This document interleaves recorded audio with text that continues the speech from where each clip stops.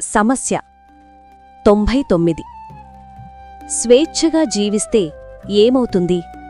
మనం పెద్దవాళ్లు చెప్పినట్లు ఎందుకు నడవాలి? ప్రాచీనులు చెప్పినట్లు మన ధర్మం శాసించినట్లు ఈ కాలంలో నడవడానికి వీలు పడుతుందా? మన ఇష్టం వచ్చినట్లు కర్మలు చేస్తే ఏమవుతుంది? యశాస్త్రవిధిముత్సృజ్య వర్తతే కామకారతః న సిద్ధిమవాప్నోతి న సుఖం న పరాం గతిం తస్మాత్ శాస్త్రం ప్రమాణంతే కార్యాకార్యవ్యవస్థితౌ జ్ఞాత్వా శాస్త్రవిధానోక్తం కర్మ కర్తుమిహార్హసి.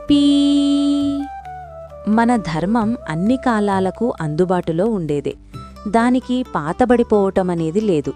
ఇక పెద్దవాళ్లు చెప్పినట్లు లేక శాస్త్రాలు శాసించినట్లు నడవకుండా వాటిని పెడచెవిన పెట్టి స్వేచ్ఛగా నడిచేవాళ్లు కార్యసిద్ధిని పొందలేరు. వారికి ఈ లోకంలో సుఖం కాని పరలోకంలో మోక్షం కాని లభించదు. కనుక ప్రతివాడికి ఏదో ఒక నియమం, ఏదో ఒక ఆదర్శం, పెద్దవాళ్ల మాటల మీద విశ్వాసం తప్పక ఉండాలి. అలా ఉంటే అతడు దేనినైనా సాధించగలుగుతాడు. Friends, please subscribe, like, share and comment మన ఛానల్.